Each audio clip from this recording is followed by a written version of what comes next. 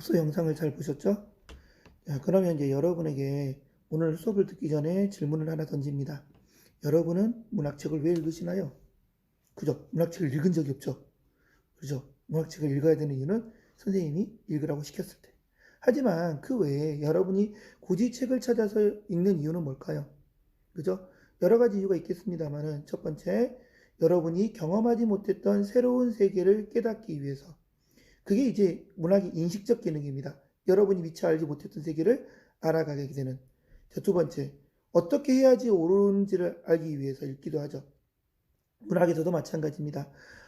어떤 다른 사람의 삶을 통해서 어떤 삶이 바람직하고 어떤 삶이 올바른 삶인지에 대해서 생각해 보기 위해서 그렇습니다. 그리고 마지막, 여러분이 읽기 위한 또 다른 이유는 뭐예요?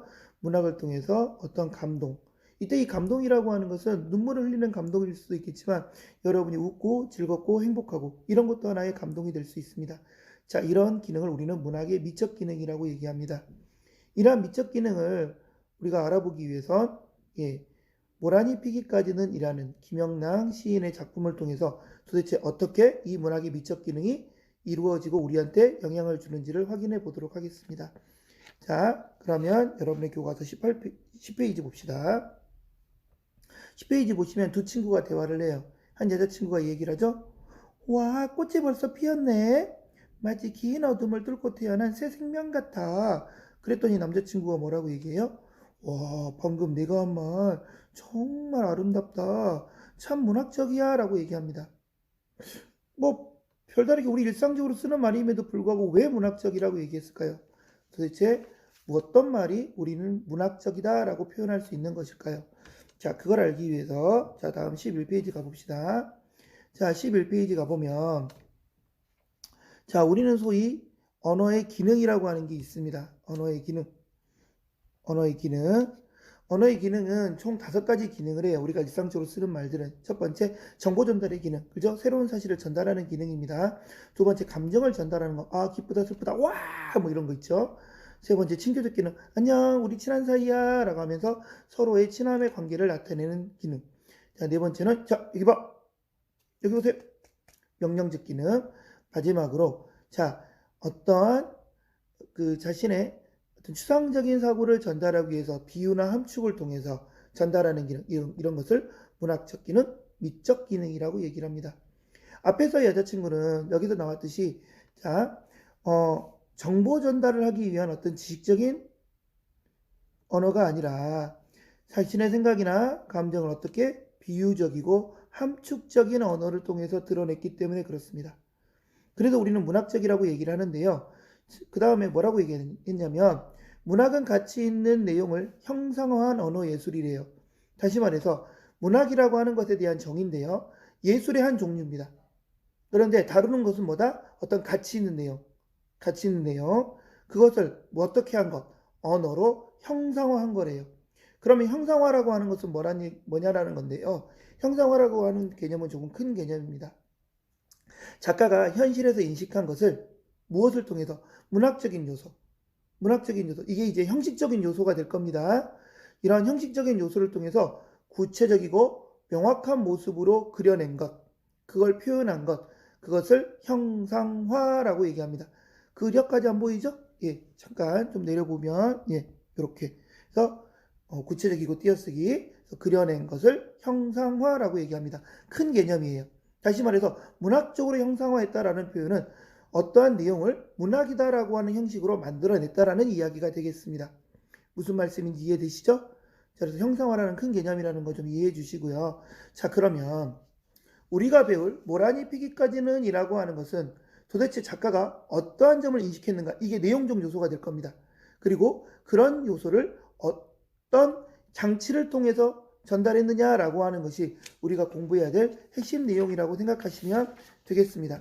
자, 그러면 자, 다음 페이지 모란이 피기까지는으로 넘어가 보도록 하겠습니다. 자, 모란이 피기까지는 이라고 하는 작품인데요. 자, 이 작품은 모란을 소재로 했답니다. 모란을 소재로 화자의 정서를 형상화했답니다. 자, 이게 내용 요소가 되겠죠. 어떤 정서인지가 우리가 찾아봐야 될 거고 이게 주제가 될 겁니다. 근데 이걸 하기 위해서는 아름다움을 나타내는 요소가 있대요. 형식적인 요소가 있고 내용적인 요소, 즉 형식적인 아름다움을 가능하게 해주는 장치, 내용적인 아름다움을 가능하게 해주는 장치가 있을 텐데 내용적 아름다움을 주제의식이 될 겁니다. 그러면 형식적인 아름다움이 뭐냐라고 하는 건데 우리가 배울 것이 총 11개입니다. 자, 잠깐 화면 쭉. 네, 보고 오셨죠? 모란이 피기까지는 이라는 작품으로 들어가 볼 건데요. 자, 그 전에 작가에 대해서 여러분이 좀 아셔야 됩니다. 김영랑. 자, 김영랑 시인은 여러분이 보듯이 1903년에서 1950년까지 사셨는데 가장 핵심적인 시기는 언제였을까요? 한복판은 1930년대죠. 자, 1930년대 시인입니다. 자, 시문학 동인으로서 활동을 했답니다. 시문학 동인으로 활동을 했댔는데 시문학 동인이라고 하는 것은 시문학파라는 얘기예요. 선생님 시문학파 잘 모르는데요. 간략히만 설명할게요. 길게 설명하면 또 1시간짜리인데 일제강점기 이 시기에는 문학에 대한 두 가지 개념이 있었습니다. 첫 번째, 문학은 문학으로서 예술로서 순수한 존재로서 있어야 된다. 또 하나 부류는 아니다. 우리가 살고 있는 현실에서 문학은 괴리되고 분리될 수 없다. 우리가 살아가는 문학을 통해서 이 사회의 변화와 발전을 꾀해야 된다. 라고 하는 사람들이 있었는데 시문학파는 문학은 순수해야 된다라고 주장했던 무리들입니다. 그 중에 여러 무리들 중에 시문학파가 있는 거고요. 시문학파 시인들은 그럼 주로 무엇을 추구했느냐? 잘 다듬어진 언어, 즉 순수하고 정제된 언어. 다시 말해서 어떤 하나의 표현을 하기 위해서 단어를 바꾸고 또 바꿔서 내가 마음에 들 때까지, 즉 갈고 닦는 과정을 끊임없이 합니다. 그래서 어찌 될 때까지, 그 시어가 아름다워질 때까지 바꿉니다. 그걸 우리는 어려운 말로 뭐라고 얘기하냐면, 자, 발음 잘 하셔야 돼요. 잘못하시면 훅 갑니다. 이런 걸 우리는 뭐라고 얘기하냐면 시어를 조탁한다라고 얘기를 합니다. 그래서 이것을 시어의 조탁미라 그래요. 발음 잘 하셔야 돼요. 시어의 조탁미라 그럽니다. 이 김영랑 시인도 마찬가지입니다. 이름도 마찬가지예요. 본명은 김윤식입니다. 그런데 어때요? 영랑이래요. 예쁘죠? 그죠? 발음하는 것 자체도 밝고 예쁘죠? 이 이름 자체가 시문학파라고 하는 특성을 가장 잘 드러내는 하나의 단적인 요소라고 보시면 되겠습니다. 그래서 자, 이 시에서도 마찬가지 이런 문학을 예쁘게 그리고 아름답고 자신의 어떤 생각을 전달하기 위한 그런 장치들이 존재를 해요. 이것들은 우리가 하나씩 살펴보면서 가보도록 하겠습니다. 모란이 피기까지는 이라고 했는데요. 자, 일단 모란에 대해서 여러분이 좀 아셔야 될 건데 모란이 언제 피게요? 네, 5월달에 핍니다. 5월. 자, 여러분이 현재 수업을 듣는 시간은 4월 28일입니다. 내일 모레 5월이군요. 현재 선생님은 4월 22일에 찍고 있고요. 하여튼 그렇네요. 여러분을 벌써 봐야 되는 시간이 2달이 지나가 버렸네요. 3월, 4월. 그렇습니다. 교실에서 찍고 있는데요. 여러분도 이 교실에서 여러분을 만날 날을 간절히 기대하고 고대하겠습니다. 그죠? 여러분은 학교에 오는 게 좋은가요? 고민되긴 합니다만 선생님은 여러분을 보고 싶습니다. 하여튼 자, 모란은 언제 피냐면 5월에 피어요. 5월에 핍니다. 그러니까 가장 늦봄. 이제 이거 딱 지나는 순간 여름입니다. 그 경계선에 있다고 생각하시면 되겠습니다. 그런 배경 지식을 갖고 출발해 보도록 하겠습니다. 자, 제목 볼게요. 모란이 피기까지는 입니다. 그래요. 모란이 핀대요. 근데 피기까지는 이래요. 그러니까 피기까지는 어쩌겠다고. 시척화자는 무언가를 하겠다는 얘기죠. 그죠? 여기서 우리가 파악해야 될 건 그러면 모란이 피기까지 그래 시척화자야 너는 어쩌겠다고. 요걸 파악하시면 됩니다. 도대체 시척화자는 모란이 필 때까지는 뭘 하겠다는 얘기입니까? 일단 시간은 정해놨으니까 모란이 필 때까지 넌 뭐 할 거네? 그게 바로 이 시의 시척화자가 하고 싶은 이야기일 겁니다. 도대체 그때까지 뭘 하겠다는 얘기인지. 그런데 그 얘기가 첫 행에서부터 나오네요. 자, 보겠습니다. 모란이 피기까지는 나는 아직 나의 봄을 기둘리고 있을 테요 그랬어요. 다시 읽어볼까요? 모란이 피기까지는 나는 아직 나의 봄을 기둘리고 있을 테요. 있을 거야, 있을게, 있어야 해가 아니라 있을 테요. 어떻습니까? 일단은 높임의 표현을 쓰고 있죠. 그죠? 자, 이런 표현을 우리는 무슨 표현이라고 하냐면 자, 있을 테요, 참길 테요, 그 그 다음 밑에도 있을 테요. 그 다음에 또 나오죠. 우옵내다. 이런 표현들이 나오는데요. 자, 이런 표현들을 우리는 뭐라고 얘기하냐면 경어체라고 얘기합니다. 경어체라고 해요. 높임의 표현입니다. 경어체라고 얘기하는데요. 이 경어체를 씀으로 인해서 어떤 효과가 드러납니까? 조금 더 부드럽고 섬세한 효과를 줍니다. 경어체를 통해서 부드럽고 섬세한 느낌을 줍니다. 그러면서 어째요? 이 봄을 기다린다라고 하는 것, 이 나의 봄을 기다린다라고 하는 것, 모란이 필 때까지 나의 봄을 기다린다라고 하는 것이 얼마나 간절하고 얼마나 정성스럽게 기다리고 있는지를 보여줍니다. 그렇죠? 간절한 거겠죠. 그만큼 간절함을 이 경어체를 통해서, 그죠? 있을 테요 라는 말을 통해서 전달하고 있답니다. 여러분이 앞에서 형식적인 요소 11가지 중에 1번에 해당합니다. 그죠? 이 경어체를 통해서 그런 마음을 드러내고 있습니다. 그런데 또 하나 봅시다. 모란이 피기까지 나라고 하는 거 시적 화자가 시에 등장을 했네요. 하여튼 자 모란이 피기까지는 나는 아직 나의 봄을 기다리는데 어떻게 기다려요? 아직 기다린답니다. 자 나는 아직 나의 봄을 기다린답니다. 아직. 왜 아직이라는 말을 썼을까요? 여러분 아직이라는 말 언제 쓰죠? 언제 써요? 야 너 아직까지 그거 해? 야 대단하다 이런 거죠. 그러니까 우리가 생각하는 것보다 더 오래 했다라는 거죠. 이미 끝났어야 된다라는 거죠. 그러니까 이 시적 화제도 마찬가지입니다. 나 봄 기다리는 거 일반적으로 생각했을 때 이미 포기했었어야 될 상황이야. 그럼에도 불구하고 나 포기하지 않아라는 얘기죠. 자, 여러분은 언제 포기하지 않습니까? 그것이 정말 간절하고 절실하고 그리고 또 그것을 해야만 하는 상황일 때. 다시 말해서 시적 화자에게 있어서 이 봄을 기다리는 것은 웬만해서는 포기하기 어려운 어떤 존재이다. 어떤 것이기 때문에 바로 숙명적인 것이기 때문에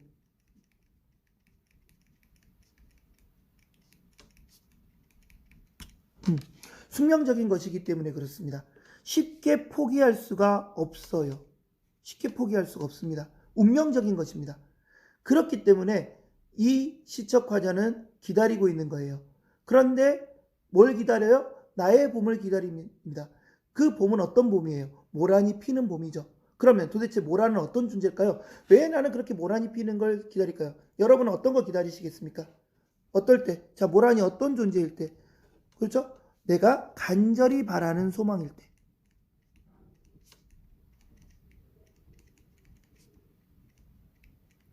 내가 간절히 바라는 소망일 때. 그리고 어쩔 때? 나에게 있어서 중요한 가치가 있을 때. 그죠? 내 삶에서 중요한 가치가 있을 때. 그리고 또 하나. 밑에서 이제 시에 나오겠지만 보람이라는 단어로 나옵니다.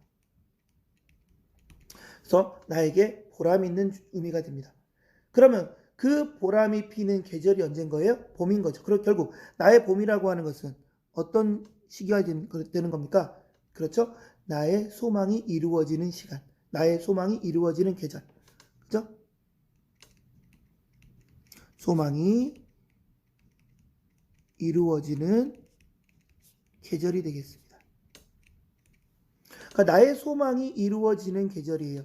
그런 봄을 나는 간절히 정성스럽게 기다리고 있다는 겁니다. 그래서 일행과 이행에서의 주된 시적 화자의 태도는 뭐 하는 겁니까? 모란이 피기를 뭐 하는 거예요? 기다리는 거죠. 모란이 피기를 기다립니다. 모란이 피기를 기다려요. 자, 기다리는데 문제가 되는 것은 무엇이냐? 이 모란은 금방져요. 꽃 중에 왕이라고 하는 이 황이라고 하는 모란은 금방집니다. 그래서 어떤 날이 왔어요? 모란이 뚝뚝 떨어져 버린 날이 왔습니다. 그냥 떨어지지도 않았어요. 모란이 떨어져 버린 날이 아니에요. 뚝뚝 떨어졌습니다. 자, 이 뚝뚝에 해당하는 거요. 이 뚝뚝에 해당하는 거, 예, 뚝뚝은 음성상징어입니다.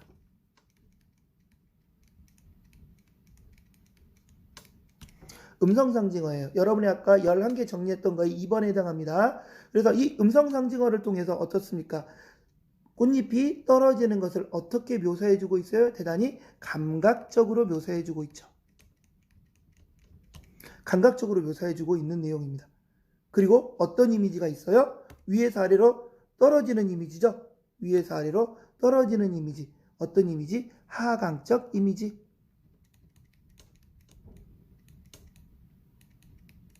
톡톡톡 떨어지는 느낌이죠. 하강적 이미지를 줍니다. 그죠? 그래서 뭔가 톡톡톡 떨어집니다.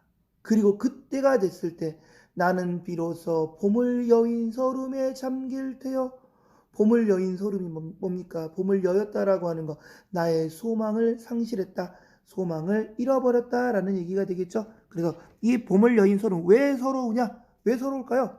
예, 나의 보람, 나의 소망을 상실했기 때문에.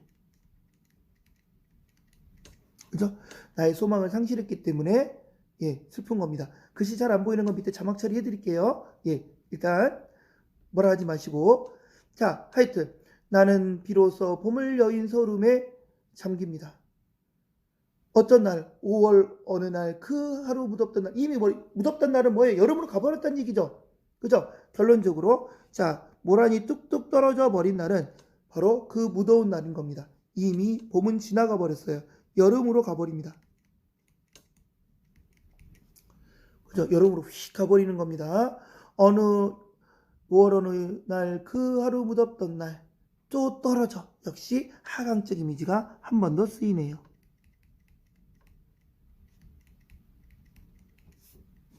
그죠? 하강적 이미지가 한 번 더 나타납니다. 하강적 이미지.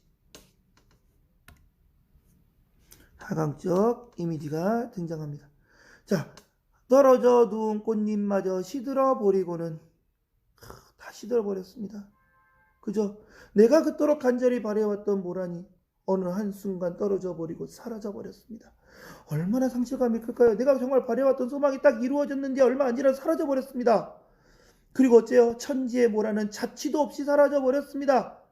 하하, 상실감이 엄청 크겠죠. 근데 여기서 하나, 자, 천지의 모란이 자취도 없이 사라졌다? 흔적도 없이 사라졌답니다. 그게 가능한가요?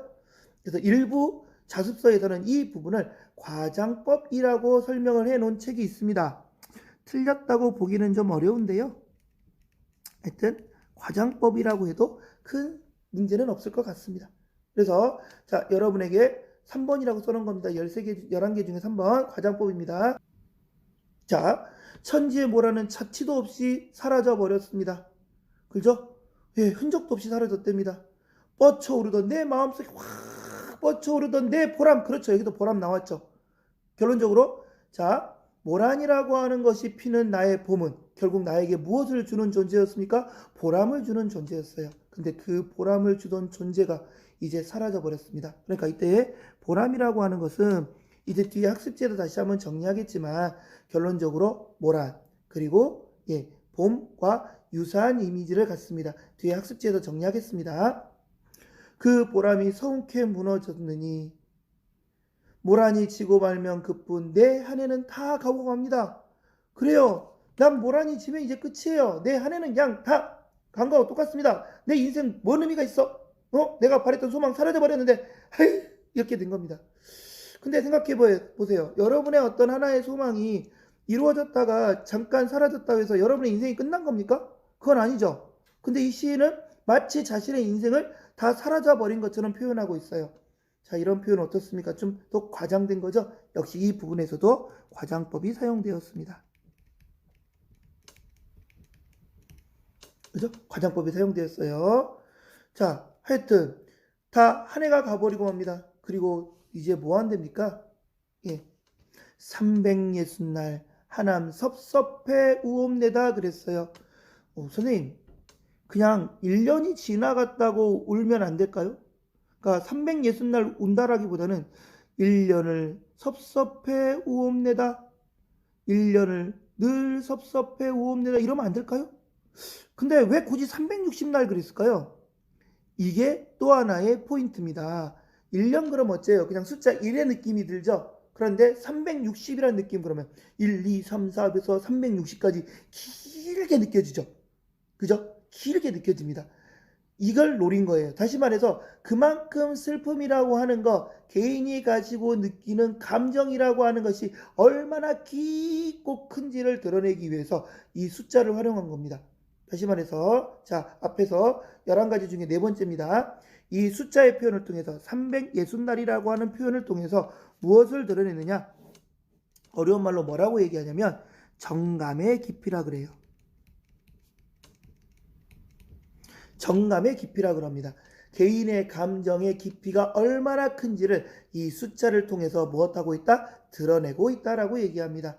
뭐 어려운 말인데 정감 뒤집으면 감정이죠. 그렇게 생각하시면 되겠습니다. 그래서 자, 위에 3회부터 3, 4, 5, 6, 7, 8, 9, 10회까지를 통해서 지금 뭐 했어요? 모란이 지고 난 후에서의 어떤 상실, 슬픔을 드러내고 있습니다. 자, 그래서 자, 쭉 해서요. 어떤 감정을 드러내고 있어요? 상실, 그죠? 그 다음에 슬픔의 정서를 드러내고 있습니다. 자, 그런데 계속 이러고만 있을 거예요? 360, 모란이 졌어. 어떡해. 나의 보람은. 이런 거 있는 게 아니에요. 곰곰이 생각해 보니까 봄이 지나면 여름이 가고, 여름이 지나면 가을이 가고, 가을이 가면 겨울이 오고, 겨울이 지나면 다시 봄이 옵니다. 그리고 그때 또 다시 뭘 할까요? 다시 우리가 바랬던 모란은 핍니다. 그러겠죠. 그럼 이러고 있을 거야? 아니죠. 다시 그 소망이 이루어지기를 기다려야 되겠죠. 그죠? 그래서 다시 시적화자는 태도를 바꿉니다. 그래, 나 기다릴 거야. 그래서 다시 한번 얘기하죠. 모란이 피기까지는 나는 아직 기둘리고 있을 테요. 나는 아직 기둘리고 있을 테요. 기둘기둘. 어디서 많이 본 표현이죠. 어디서 봤습니까? 위에서 봤었죠. 모란이 피기까지는 나는 아직 나의 봄을 기둘리고 있을 테요. 그런데 밑에서도 모란이 피기까지는 나는 아직 기둘리고 있을 테요. 그랬죠. 자, 위에하고 밑에하고 동일한 표현이 반복되어 있습니다. 자, 이런 표현을 우리는 뭐라고 얘기해요? 앞에 11가지 중에 5번에 해당합니다. 이런 표현을 우리는 수미상관이라고 얘기합니다. 수미상관, 수미쌍관, 수미상응, 수미쌍응. 다 동일한 표현입니다. 밑에다가 자막으로 붙여놓겠습니다. 하여튼 자, 이렇게 반복함으로 해서 어떤 효과를 줄까요? 예, 처음과 끝이 동일하니까 구조적인 안정감을 주고요. 그 다음에 운율을 형성하기도 하고요. 예, 그리고 시적화자의 바라고자 하는 바, 표현하고자 하는 바를 강조합니다. 그러면 이 작품에서 강조하는 바가 뭘까요? 자, 기다림의 정서를 강조하고 있어요. 슬픔과 상실의 정서를 강조하는 겁니까? 기다림이죠. 왜? 기다리다가 상실했다가 기다림으로 가는 거니까. 결국 이 시의 주제의식은 그러한 소망이 이루어지기를 뭐 하는 겁니까? 기다린다라는 거죠. 그게 내용적인 요소의 포인트가 되겠습니다. 아시겠죠? 그것이 비록 어쩔지라도 상실될지라도. 이해되셨습니까? 이게 주제의식이 되겠습니다. 자, 그런데 또 하나 우리 눈여겨볼 거는 앞에서는 나는 나의 봄을 기돌리고 있을 테요. 나는 무엇을 기다릴 테요. 그러는데 여기는 어떻습니까? 나는 기다릴 거야. 무엇을 그랬죠. 어떻습니까? 목적어가 뒤로 갔죠. 자, 이런 걸 우리는 뭐라 그래요? 도치법이라고 얘기합니다. 그래서 요렇게 뒤바뀌었겠죠. 그죠? 자, 이런 표현을 우리는 뭐라 그래요? 도치법이라고 이야기합니다. 역시 강조하는 거예요. 뭘 강조할까요? 그러면 뒤에 오는 걸 강조하겠죠. 찬란한 슬픔의 봄이라고 하는 걸 강조한 겁니다. 그러면 도대체 찬란한 슬픔의 봄은 어떤 건데? 근데 곰곰이 봤더니 또 이상해요. 봄이긴 봄인데 찬란하고 슬프대요. 그러니까 이런 느낌입니다. 짜장면인데 맛있는데 맛없대요. 뭔 소리야? 그죠? 봄인데 찬란하고 슬프대요. 찬란하고 느낌은 긍정적 느낌? 근데 슬픔은 부정적 느낌. 와, 화려한데 슬프답니다. 왜 이런 이미지가 있을까요? 자, 어떤 서로 다른 이미지의 느낌이 이렇게 나열되어 있는데요. 이런 걸 우리는 뭐라고 얘기하냐면 역설법이라고 얘기합니다. 역설법. 예, 파라독스. 모순이라고 하는 걸 이용하는 건데요. 단순히 모순관계라고 해서 끝이 아니라 이 모순관계를 통해서 어떤 자신의 깨달음, 진리, 교훈 이런 걸 전달할 때 역설법이라고 얘기를 합니다. 그러면 왜 이 봄은 찬란하다고 얘기했을까요? 무엇이 있기 때문에? 그죠? 모란이 피는 기쁨이 있기 때문에. 그래서 이 찬란함이라고 하는 것은 이 시인에게 있어서는 기쁨의 존재입니다. 왜? 모란이 피니까. 그런데도 어째요? 왜 슬퍼요? 모란이 지기 때문에, 상실의 계절이기 때문에 그렇습니다. 그래서 자, 이 봄은 나에게 있어서 기쁨의 존재이자 슬픔의 존재인 겁니다. 그래서 이 두 개의 개념, 다시 말해서 봄이 가지고 있는 이러한 모순적인 애매모호함을 드러내기 위해서 이러한 역설의 표현을 썼다라고 하는 거, 이 역설적 표현은 중요한 겁니다. 꼭 기억해 주셨으면 좋겠습니다. 아시겠죠? 요건 뒤에 가서 다시 한번 학습지에도 정리하도록 하겠습니다. 자, 됐죠? 자, 그러면 이 마지막에서도 무엇의 정서가 있었어요? 기다림의 정서가 있었죠. 그죠? 자, 결국 이 시에서는 나의 소망이 이루어지는 모란으로 상징되는, 그죠? 여기서 꼭 모란일 필요 없어요. 그죠? 5월의 피는 다른 꽃이어도 관계는 없습니다. 그죠? 아니면 이걸 계절을 바꿔서 가을이라고 해놓고 국화라고 해도 관계는 없습니다.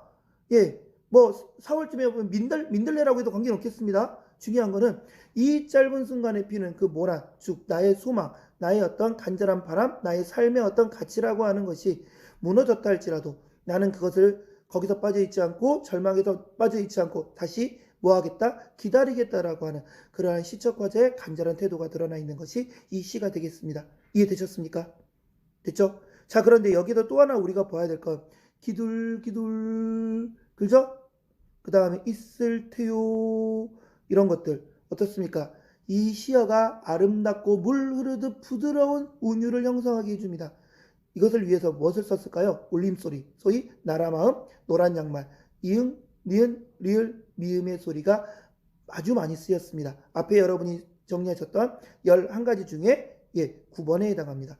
그래서 이런 걸 통해서 이 시어를 좀 더 세련되게 만들면서 운율을 형성하는 요소로 쓰였습니다. 또 하나, 이 시에서는 모란이라는 단어가 반복돼서 사용돼요. 그래서 특정 시어인 모란의 반복을 통해서 운율을 형성하고 있습니다. 자, 그 다음 하강적 이미지는 앞에서 설명했으니까요. 여러분이 앞에서 봤던 8번은 설명해 드렸고 11번 설명이 약간 어려운데요. 이 11번은 뒤에 학습활동, 학습지를 정리하면서 그 문구를 보면서 설명해 드릴게요. 그게 좀 길기 때문에 여러분이 쓰기가 어려워서. 그러면 일단 여기까지 보고 학습활동 내용으로 좀 넘어가겠습니다. 자, 다음 페이지 넘어갈게요. 자, 다음 페이지 보시면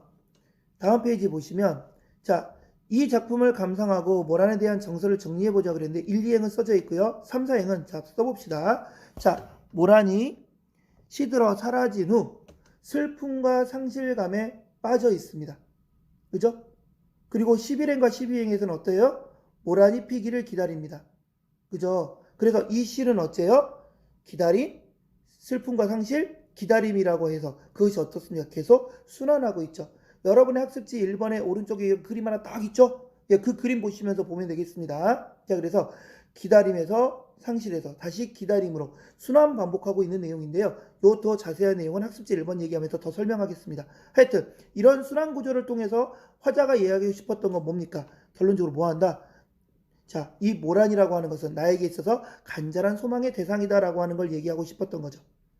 됐죠? 자, 그 다음 자, 학습지 2번의 내용이 나오는데요. 이 학습활동 2번의 내용은 학습지 3번을 통해서 정리하도록 하겠습니다.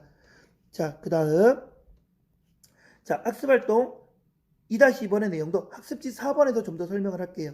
됐죠? 뒤에 있는 학습활동은 패스하겠습니다. 자, 그러면 학습지로 넘어가겠습니다. 학습지 내용 정리해 볼게요. 자, 앞에서도 얘기했듯이 이 시는 순환 구조를 가집니다. 기다림, 상실, 기다림. 그러니까 첫 번째 빈칸에는 봄을 뭐 했다? 기다렸다. 기다림 써주시면 되겠습니다. 이라는 어떤 구조다? 순환 구조다. 그래서 순환 구조를 보이고 있습니다. 그래서 모란이 피기를 기다리다가 모란이 피면 기뻐하고 모란이 지면 절망에 빠지고 그러면서 또 모란이 피기를 기다리는 과정이 뭐 돼요? 반복됩니다. 그죠? 반복됩니다. 그래서 결론적으로 꽃이 지는 것은 영원히 사라지는 것이 아니라 때가 되면 다시 피어나고 그리고 그런 것을 기다리는 것이 결국 삶이라고 하는 것을 깨닫게 되는 거죠. 예. 그래서 자, 그 뒤에 얘기는 좀 뒤에도 더 얘기하겠습니다. 자, 2번 모란과 봄의 관계 그랬는데 앞에도 얘기했듯이 결국 내가 기다리는 모란은 결국 나에게 있어 소망과 같은 것이고 그것이 피는 봄은 결국 나에게 보람을 주는 시간이었습니다. 각각의 시어들은 유사한 의미를 갖고 있다라는 것. 자, 봄이라고 하는 건 모란이 피는 어떤 시간이에요? 예, 대단히 기쁜 시간이죠. 그죠? 하지만 동시에 모란이 지는 어떤 시간입니까? 대단히 슬픈 시간이 되겠습니다. 자, 기쁨과 절망이 교차하는 상황에서 화자의 복합적인 심경은 무엇으로 표현되었습니까? 예, 찬란한 슬픔의 봄. 이라는 어떤 표현을 통해 나타났습니까? 역설적 표현에 의해서 나타나 있었습니다. 자, 온율 형성 요소 1번, 요거 3번은요. 앞에 학습활동 2번에 그대로 집어넣으시면 돼요. 자, 첫 번째 무슨 말을 되풀이합니까? 모란이라는 단어를 반복하죠. 모란이라는 단어를 반복함으로써 온율을 형성하고요. 뭐뭐할 테요 라고 하는 것도 역시 어떻게 사용해요? 반복적으로 사용하고 있습니다. 자, 어떤 소리를 많이 사용했었어요? 예, 울림소리, 나라 마음. 그죠? 사용해서 부드러운 느낌의 온율을 형성했고 있고요. 자, 3번의 내용을 먼저 일단 덧붙여 쓸게요. 여기에 들어갈 말은 속도라는 내용인데요. 자, 무슨 얘기냐? 우리는 시의 한 행은 보통 하나의 행이 있다면 한 행은 하나의 작은 악절로 봅니다. 그죠? 하나의 행은 하나의 작은 악절로 본다라는 얘기예요. 그래서 여기 들어가는 박자들은 다 동일한 거죠? 자, 그렇다고 봤을 때 한 행을 읽는 길이는 거의 유사하다고 보는 겁니다. 100% 똑같다가 아니라 흡사하다, 대충 느낌에 그렇다는 얘기입니다. 그러니까 이렇게 읽는 거죠.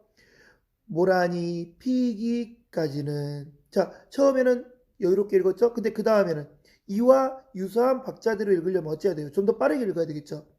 나는 아직 나의 몸을 기둘리고 있을 테요. 이런 느낌입니다. 다시요. 자, 모란이 지고 말면 그뿐 내 한 해는 다 가고 말아. 360날 한양 섭섭해 우옵내다. 그러니까 긴 줄은 빠르게 읽고 짧은 줄은 그만큼 여유롭게 읽고, 그러니까 무엇이 달라져요? 속도가 달라지면서 당연히 무엇이 형성돼요? 리듬감을 형성하게 된다는 얘기입니다. 무슨 말인지 아셨겠죠? 그렇게 이해하시면 되겠습니다. 그래서 짧은 시행과 긴 시행을 교차 반복했다라고 하는 게 그런 의미가 되겠습니다. 그 다음에 네 번째 무슨 구조? 수미상관의 구조를 통해서 안정감도 주고 운율도 형성하고 있다는 거 기억하시면 되겠습니다. 자, 이 시에 드러나는 화자의 삶의 태도는 어떤가? 라고 하는 문제가 나와 있는데요. 읽으면서 빈칸 채워보도록 하겠습니다. 자, 모란을 삶의 소망으로 삼는 사람은 모란이 피는 기쁨과 지는 슬픔을 해마다 겪습니다. 그러니까 이미 알고 있는 거예요. 그죠? 한 번 경험한 게 아니라 여러 번 경험했기 때문에. 그래서 모란을 기다릴 때부터 이미 꽃이 지게 된 후의 슬픔을 알고 있습니다. 시적화자도 알고 있어요. 곧 모란이 피는 봄은 그 꽃이 져버리는, 무엇과 무엇이 공존한다? 모란이 피는 기쁨과 꽃이 지는 슬픔을 공존하고 있다는 걸 알고 있다는 겁니다. 그래서 자, 꽃이 져버리는 여기에는 희망과 그 다음에 무엇이 공존한다? 절망이 공존하는 시기가 됩니다. 자, 그럼에도 불구하고 화자는 그 안에서 겪는 소망과 좌절의 과정이 삶 자체다. 그렇죠. 인간의 삶이라고 하는 건 그런 거죠. 결론적으로 내가 소망하는 것이 이루어지고 또 소망하는 것이 또 사라질 수도 있는 거죠. 그죠? 그렇지만 어쩔 수 없죠. 인간은 그 소망을 버린다, 버릴 수 없다라는 거죠. 그렇기 때문에 우리는 살아가는 거지 않겠습니까? 그죠? 한편 이 시는 언어적 감각과 문학의 순수성을 중요시한 1930년대 시문학파의 경향을 잘 보여주는 시로 시의 음악성과 시의 세련된 표현이 두드러지게 나타나며, 자, 무엇으로 상징되는 모란이죠? 자, 모란으로 상징되는 무엇을 위해서? 아름다움 을 위해 자신의 전 생애를 바치겠다는 점에서 어떤 태도가 드러난다? 미를 추구하는, 미를 극단적으로 추구하는, 예, 그걸 우리 뭐라 그러면 유미주의라 그럽니다. 유미주의. 예, 미를 탐색한다라는 거예요. 자, 여기 밑에 나오면 유미적이란 말 나오죠? 유미적. 예, 여기 또 탐미적이란 말 나오죠? 예, 탐미하다, 유미하다, 미를 추구하다라는 얘기가 되겠습니다. 그래서 언어의 저탕미 그리고 순수한 내면의 세계를 드러내고자 했었던 것이, 예, 여기 나오는 시문학과의 특성이고 그걸 대표로 하는 시가 여러분이 보고 계시는 보라니 피기까지는 이라는 시였습니다. 됐죠? 자, 마지막 핵심 정리 보겠습니다. 이 시는 자유시이자 서정시, 순수시입니다. 자, 성격은 유미적, 탐미적이라고 하는 건 미를 극단적으로 추구한다고 얘기했었죠? 상징도 나왔었고요. 제재는 뭐라? 주제는 소망에 대한 바람과 기다림, 기다림의 정서가 주된 정서라고 말씀을 드렸습니다. 자, 어떤 구조?